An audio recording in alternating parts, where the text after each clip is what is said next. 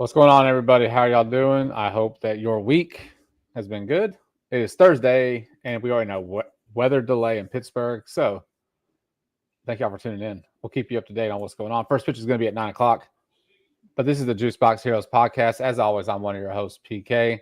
I got the Dubon Fan Club president, Mr. Chris Moreno, and Sweet B Bones, Mr. Mike Riles. Fellas, how are y'all doing on this Thursday evening?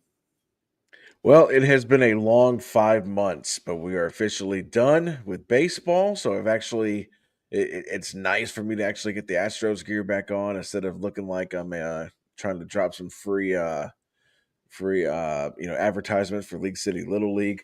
Yeah, man. I mean, like, we're coming up on the weekend. We got one last day of work for those who are working tomorrow, and then for us, it's heading down to Corpus Christi, checking out the next wave of potential Astros stars. Will be at the game Sunday.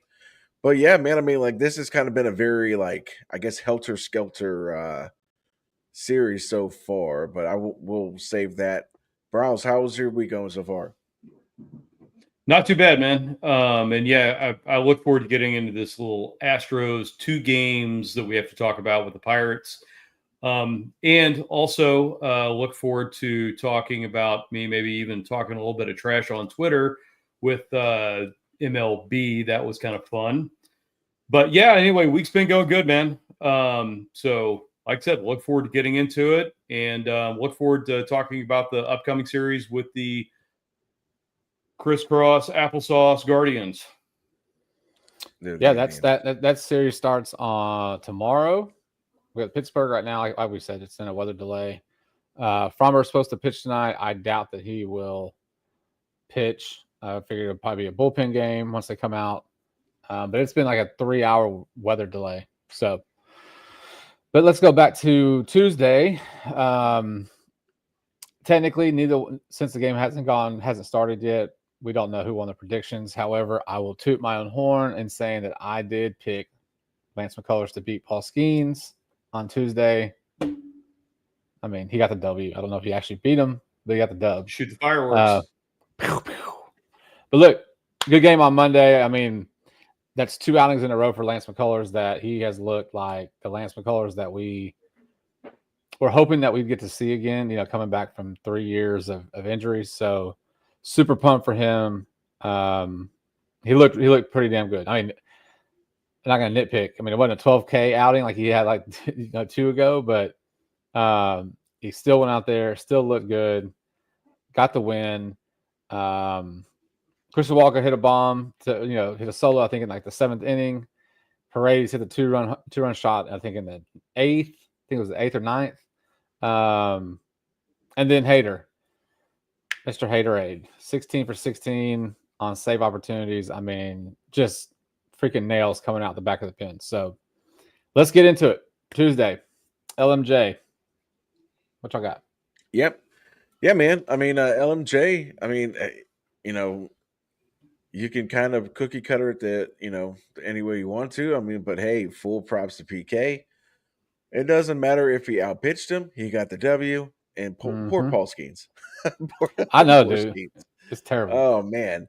4-5 with a 2.05 ERA. That's Paul Skeens. I mean, but yeah, man. I mean, LMJ hung with him, and like I said, and we're talking Paul Skeens, who's got all of the, he really kind of skyrocketed last year when he got called up. I mean, he's on the cover of MLB The Show.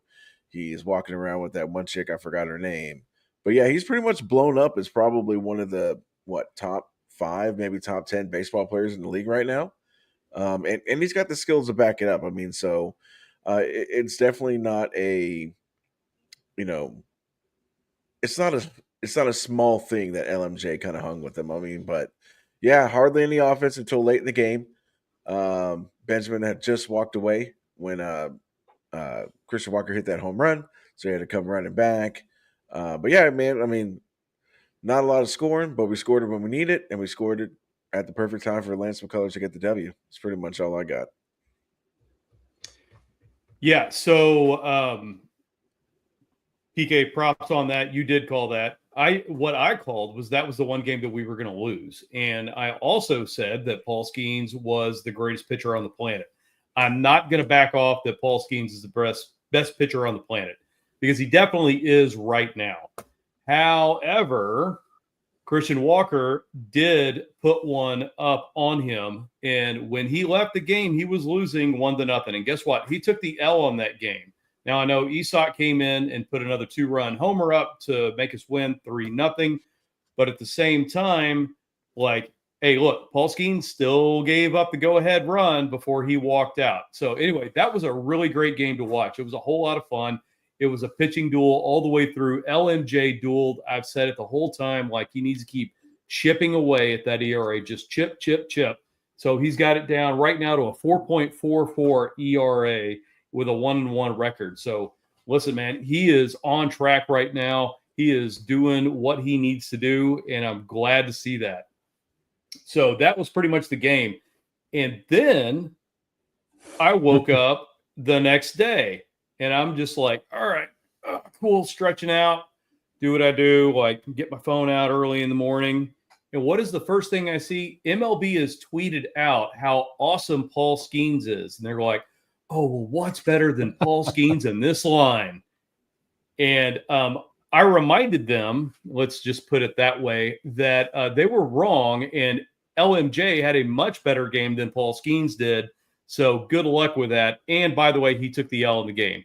Now, to Chris's point, yes, listen, dude's awesome. I feel sorry that he has no offense to back him up. But at the same time, it's like, listen, he got out-dueled in that game for sure. It was very close until Walker popped that one over the fences. But still, at the same time, we won that game. And I also made sure that Pitching Ninja on Twitter, a.k.a. X, knew the exact same thing. He's like, oh, my God, what is better than this breaking ball for Paul Skeens? And then I believe my reply was a 3-0 win. That's what it was. All right. I'm off. It's good to see that. Salty on Thursday you're out there morning. doing God's work, bro. Or Wednesday morning. Yeah. It's awesome. I mean, look, I did see the MLB, your response to that one. I thought that one was hilarious. Yeah, I wish they would, show a little bit more love to LMJ. I mean, I really don't know what else to say. But it's just funny. I'm still laughing about you waking up Wednesday and seeing your phone and you reminding these fools that, yeah, great line, but you took an L, right? Great line, but your team can't give you any runs. Pittsburgh, enjoy the kid while you have him, because he's not staying. So, I mean, the fact that guy's 4, I think he's 4-6 now, 4-5, 4-6. 4-5. We'll 4.5 since y'all went 5-6. All right, so 4-5. The guy 0 run support, but it bode well for us on Tuesday that they didn't. I'm really pumped about Lance, dude. I think he's just going to keep going, right? I mean, it was a little. I think he walked the first batter, then hit the first batter of the game, so it got off a little shaky, and then he kind of buckled down and settled in, and he just looks good, man. I mean, I'm so glad that he was able to back that last outing up with another good quality outing. And he looks pretty stretched out on that arm. So we'll take that win from him, see if we can piggyback to another one. We go into Wednesday's game. Gusto's on the hill. I went out on a long limb and said that Gusto was going to win the Wednesday game. Look, he did not. Okay. However, I'm turning into Chris Moreno Jr., where I'm looking at this guy's line, right? 4 1/3, 8 hits, 3 earned, 2 walks, 3 Ks, right? So first glance is, well, that sucks. We lost. He only went 4 1/3. However, again, this is another guy that's not supposed to be up here, right? He's not supposed to be in the show right now. At least if he is, it's out of the pen. So you're not expecting him to go 5-6. We said it about last week about Colton Gordon. Did we not? I think Chris has been beating that drum. I started saying it last week, and here the hell I am on week 2. I've noticed you're starting to sound a lot smarter too. Like, man, DK is really sounding a lot smarter. I've been reading more. But look, when you have guys like this that yeah, he didn't go 5. He went 4 1/3. He gave up 3 runs. Your professional offense should be able to come up with the 2 to 3 runs so that this kid can not so much get the win, but he's holding them down. Now it's Pittsburgh, right? I mean, O'Neal Cruz is pretty filthy. I mean, whatever, right? But the kid still held them to 3 runs. You should be able to score 3 runs against this team. 7 hits. We had 2 doubles. We were 0 for 4 in runners in scoring position, 7 left on base. So just a really piss poor outing for the offense. Like, again, another, so you could have capitalized on taking a sweep here, right? I mean, this is what the Astros do. I mean, like they do these. Their companies come behind wins, like not even come behind, but late inning wins / come behind. The next game you followed up with, like, you can't get any momentum going with this offense. So we're probably going to do another episode like we did last year called Consistently Inconsistent. I like it. It's another great moniker. I mean, I'm trying to think of who thought of that really smart moniker. I don't know who it was. Probably Google. Yeah, I mean, it's I mean, it sucked. I mean, I was, the messed up thing is, like, during the game, I was actually checking up on the score during our game last night. But again, I mean, like, all you're wanting these kids to do is basically keep the game in decent shape to turn it over to the bullpen. And unfortunately, last night was one of those nights where the offense was like, "Cool story, we're gonna take the night off." But again, I mean, like, I know the hits. 8 hits, that's, that does need to kind of, like, come back down, and that probably contributed to why he only went 4 1/3. So I mean, definitely, gotta, keep the hits under control. I mean, but still not a terrible start. I mean, we've yet to have a Blair Henley type of outing from one of these young kids. So I mean, for the most part, I mean, this Band-Aid rotation is kind of holding together. We just need the offense to wake up and stay consistent. I mean, and that's pretty much it. That's all I got. Yeah, I was going to say no me gusta, but I do agree with you. It wasn't like a Blair Henley where it just got absolutely blown up from the first inning. And just also to tack on to what PK was saying too, it's like this poor kid, man. It's like he is not supposed to be in here as a starter doing what he's doing right now. So the fact that he gave up 3 runs, we got 7 hits, we're 0 for 4 with runners in scoring position, and couldn't even put 1 run across the board to do something offensively is pretty bad. Now, don't get me wrong. It's like we beat Skeens, great. But did they have a hangover from that game? That's the only thing I'm thinking. It's like, did they be like, oh, my God, we actually won the game against Paul Skeens, and then they just mentally took the next day off? Because that's kind of the way it felt like. It's there. Honestly, there really isn't much to even say about this game. The offense was pretty. Yeah, offense was bad. Gusto went out there. He did what he could, and we didn't help him out as a team offensively. So that's it. Yeah. You take that L, you move on to the next. Who is playing the Mariners? The Orioles. I think the Orioles are playing the Mariners right now. So I believe they are also doing God's work up in Seattle. So they are. Because I think we're still a half game above Seattle. Yeah. So we got to think about Cal Riley's on my fantasy team. Anyways, Jacob Melton. I think he's got 125 average, by the way. Well, I mean, what does he have? 6, 7 at bats? I don't know. At least 2 games worth of at bats. So I mean, I know it's an early sample size, but you know what? Look, there's been a few at bats in his first few games that he's had where he's actually looked pretty confident up there, where he's worked some counts into, taking walks. I believe it was on.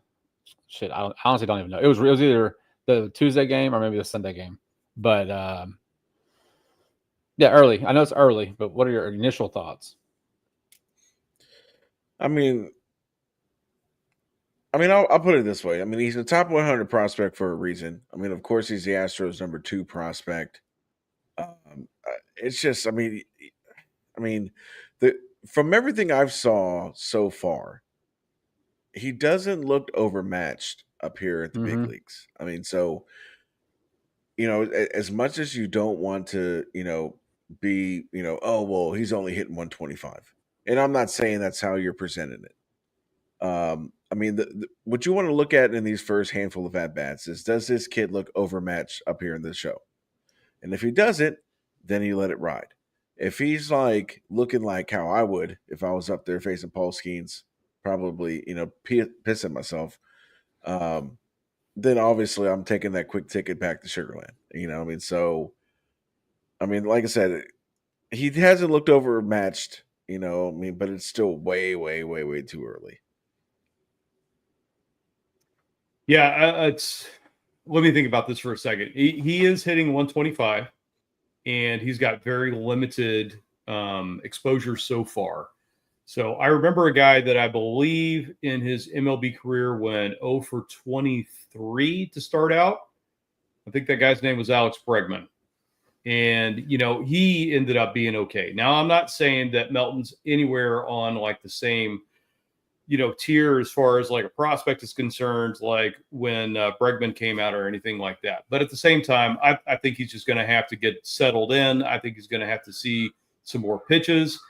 And to Chris's point, like seeing Skeens, that doesn't help either. It's like hey, Yeah. Congratulations, you're in the show. Guess what you have to do now? But anyway, honestly, it's really not even going to matter, because with the injuries that the Astros have right now, I mean, we really don't have a whole lot of choice other than to keep him up right now and to give him some playing time. And I'm sure that that is a pretty good segue to go into what's going on with Jordan. Yeah, the segue, I'll give it a hypothetical. Let's see what y'all take. If it's you, okay, if it's you, would you rather have 4 at bat? This is debut. Would you rather have 4 at bats against Paul Skeens as in your debut, or be a Blair Henley where you're coming out against like a deep Texas Rangers lineup? Away also. Not even at home. You're away. I think I'd rather face Skeens, because you go out there and you do what Blair Henley did. And what was it, like a third of an inning, 9 earned runs? Mm-hmm. And he's been on a milk carton since. At least if you're hitting against Paul Skeens, you're kind of like, well, it's Paul Skeens. All I want to do is not look completely stupid at the plate. If I ground out, fantastic. If I fly out, fantastic. I just don't want to sit there and get jelly leg 3 times or 4 times to go 0 for 4 looking all 3 times. So I think I'd rather face Skeens than, because I just feel like when you have that stigma of a third of an inning, 9 earned runs, and your ERA is about 1,400, that's I think that kind of sticks with you. It's tough to come back from. Yeah. Theoretically, yeah. You would only have to be in the spotlight 4 times if you're facing Paul Skeens. Now, keep in mind, as an ex-pitcher or whatever, it's like I would feel more comfortable being on the mound, I guess, until I'm sweating probably 20 pounds of water weight out there, and can't put one over the plate. That's got to be the worst feeling in the entire world. So, yeah, I guess face Paul Skeens for 4. I don't know. I don't want to be in either position if you really want to ask. Well, I think if I'm a professional athlete in this hypothetical thing, I would be the hitter, because I feel like if I'm after maybe the second, third at bat, you've probably seen the majority of his pitches, so like the chances have to be better for you in that third or fourth at bat to make contact, at least, right? Put the ball in the bat. Yeah. So I think I would face Paul Skeens. So, anyways, let's move on to Jordan. I haven't heard anything other than what we talked about on Sunday. So, you want to recap that, or did you see something new? No, I didn't see anything new, but one of the things that keeps coming up, and this was in multiple articles since we last were on, is that the medical staff has just completely screwed it up, like we talked about, and it's blatantly obvious now that not only are they hiding injuries, but they're doing it at the detriment of the club. They're doing it at the detriment of the player, and also at this point, I think they're kind of starting to chase off some of the fans with a little bit of what's going on, or at least some of the guys that were definitely paying attention to all these injuries. But the point being is that he's going to be out for a while. And after going to Houston Methodist and going through everything, it is definitely now a break in his hand, not some kind of a strain. And, if it goes back to even when he was having hand problems, what was that, like 2 seasons ago? It's like, why didn't they do a more thorough check then? So is this like a hairline fracture that got worse that they could have avoided? Or what is the case that actually is with his hands? So now I guess they're finally coming clean, telling everybody what the deal is. There's no timetable for his return. They have verified that. So I don't know. I don't even know what to say. It's we're going to be without our best hitter for an unknown amount of time. I mean, I think honestly, because we're getting close. I mean, it's what, June 5th. I mean, so we're slowly starting to get into the shallow end of the trade deadline pool. I mean, everything that I'm seeing is Astros should be going after starting pitching. And I mean, honestly, man, I mean, like, if you get Arrighetti back, unless this is another one of those scenarios where they've covered up what's really going on with him, and it's something a lot more major than what it is. I almost feel like you need to go out there and go get a bat. Like I feel like you're, I feel like your pitching has been good enough with your Fromber, LMJ, Brown. Colton Gordon, and Brown. I feel like Brown. Yeah, I guess that Brown guy. He's okay. But I feel like I feel like if you have a chance here that maybe you could address two needs. Maybe you get you a bat that's gonna, because what you don't want to do is you don't want to create a log jam, in the outfield. Because I would assume you're gonna go get yourself an outfield bat, which should force Altuve back to second, and then we can DFA Brandon Rogers, right? So, but what you don't want to do is you don't want to get a bat that's gonna clog up your outfield for 4 or 5 years, because you still have guys like Jacob Melton. You'll still have you'll have you still want to give some playing time to DeCenzo. You still got Pedro Leon down in AAA. Whether he's a trade piece or not, I'm not sure. But He's a hurt piece. He's a what? He's a hurt piece. Oh, Chris didn't see my tweet earlier today. Oh my god, he's hurt again. So, is he? Yeah. Oh, well, like I said, I've been out of the game for a little bit. I got to get back in the game. It's all right. Fair enough. I mean, so like I said, I mean, you still have options out in AAA. I mean, like I said, you still have Jacob Melton. So, like, clearly, like, you want to get a guy like on an expiring contract, just something to help out this offense. And then if you can go out also and get you at this point, get you a number 4, number 5 starter. But I don't think that the Astros should be as gung-ho heavy on the pitching side for the trade deadline. And again, I mean, we still have a month and change to talk about the trade deadline. I mean, but like just hearing the stuff about Jordan, I mean, it's a fracture. Is it a break? A fracture and a break is the same thing. It's just, I guess one word makes you feel a little bit better than the other one. I mean? So I wouldn't be surprised if we don't see Jordan until after the trade deadline, to be honest with you. But yeah, I mean, like, it's definitely concerning, which is why, like, everything I keep reading says, oh, they should go after pitcher. And I was like, well, someone needs to alert everybody that this offense isn't like top 5 offense right now. I mean, so I think you should go get another bat.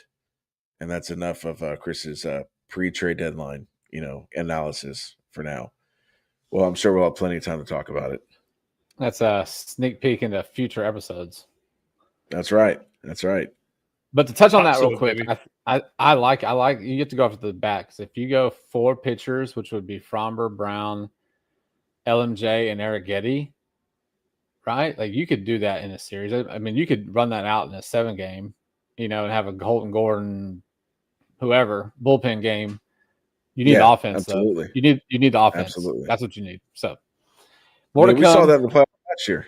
You need offense. That's what I'm getting at. Well, that and then Kikuchi, who was one of your better pitchers after the trade, didn't even see the field. What was that? I'm getting old.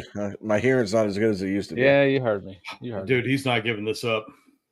No, well, you know what happens when you go chase money? You end up in California for the Angels. So yeah, your career goes to die. Yeah, but all right, we got Mets. We got a few minutes left. Let's get into the weekend. Cleveland is on the horizon starting tomorrow. Bryles, what do we have for the pitching matchups? All right. Your game on Friday coming up. Colton Gordon 0-1 with a 5.95 ERA, 20 Ks for the season against LT Allen, 3-3, 4.22 ERA with 38 Ks. So we got two young guys going. Saturday, your boy Diesel Brown, 8-3, 1.83 ERA, leading the American League with 84 strikeouts, and then going against Williams, 5-3 with a 3.79 ERA with 66 Ks. And then Sunday afternoon for the getaway game, you've got Bibby going for the Guardians, 4-6, 3.89 with 56 strikeouts against our favorite pitcher, TBD. Who was Saturday? Brown versus who on Saturday? Williams. Okay. Don't know. Don't know. All right, Chris, you gonna take this? You gonna start? Yeah, I'll go ahead and start. I was really hoping you were going to say Lance McCullers was going to be on Sunday's I know. game. He could be. If you went Lance McCullers, I was going to go for a sweep. I was going to say they were going to sweep. So I will say this. I have two predictions. If LMJ is our Sunday starter, the Astros sweep. I think I'm going to go on the train that Gordon's going to get his first win, his first Major League win on Friday. And then, of course, I mean, like at this point, if you're betting against Hunter Brown, then you need to reevaluate your life choices. And then, depending on, like I said, if TBD is like Brandon Walter, that's a potential sweep as well. He pitched really good his last time he pitched. I just don't know who that would be. I mean, I mean, unless they're going to call it blue ball back up just for a spot start. I mean, but I think out of the two, I would give the second start probably to Walter. If it's LMJ, it's a sweep. If it's anybody else, they're going to go 2-1. I like it. So here's my thing. So Fromber did not pitch tonight, or more than likely is not going to pitch tonight, right? So so this could change actually then. So this could change. So if he doesn't pitch tonight, he could start tomorrow. Then it could be a potential Fromber, Gordon Brown. Then I'm taking the sweep.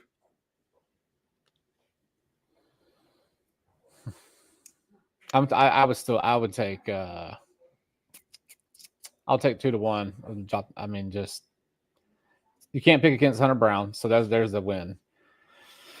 The Fromber, I took Fromber to lose tonight just because I didn't know if he was going to put something consistent together, but I feel like he's going to play up. He'd play up to the Guardians.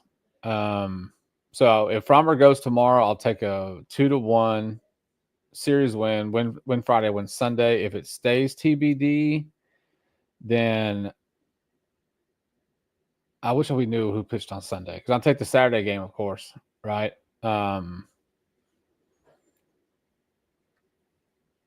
I'd still go 2-1. I'd still go 2-1 regardless of the rotation. Gordon, Brown, whoever, right? But if that Fromber, Gordon, Brown, that's a really good potential sweep, like for Chris.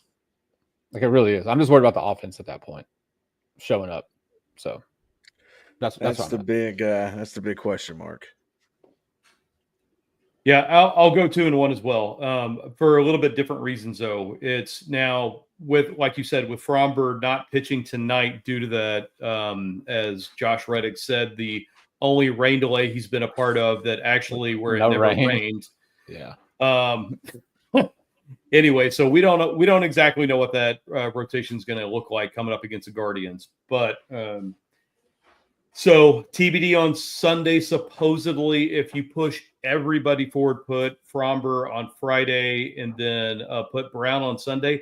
I like Brown. I like the way he pitches, but I don't like our offense. And the reason I don't like it is because Espada does the same thing that Dusty did. Is he puts the goon squad in on Sunday, especially when it's a getaway day. And I don't like that. He screws around and puts a bunch of people that should be on the bench in there, or he puts people out of position that shouldn't be in there either. So I'm going 2-1. I think we win at least 2 of these games, depending on how they all match up. I'm not going to say. I think the Brown game's definitely going to be an under. As far as the board, it's going to be a fantastic matchup. And I think the Gordon game, I will take the under on that as well. And then I don't care who's pitching on Sunday, unless it's Brown, take the over. Yeah. Yeah, I think that Brown BB is going to be a good Saturday game. Yeah. It's going to be a good one. So, I mean, look, the Guardians are sitting in second place. I mean, they're 6 games behind Detroit, and the Guardians were losing tonight in New York against the Yankees. So, that's the same record as us, right? Ish, somewhere in there. Yeah, ish around there. So, plus it's the Guardians, man. They've got a good team. I haven't paid attention to them. I know Emmanuel Clase has been asked for them this year. He has been, yes. And he's on my fantasy team. Yeah. So, we'll see. We need to go and get this series win tonight is what we need to do. That's the first things first. Get the series win tonight. Head on up to Cleveland. Take that series from them. And then we come home. I don't know who we have early in the week, but I know the Twins are in town for next weekend, for Father's Day weekend. I know that because I will be there on Sunday. But yeah, man, let's go get this series win tonight. First pitch should be 3 minutes ago. 3 minutes ago. Yeah, here we go.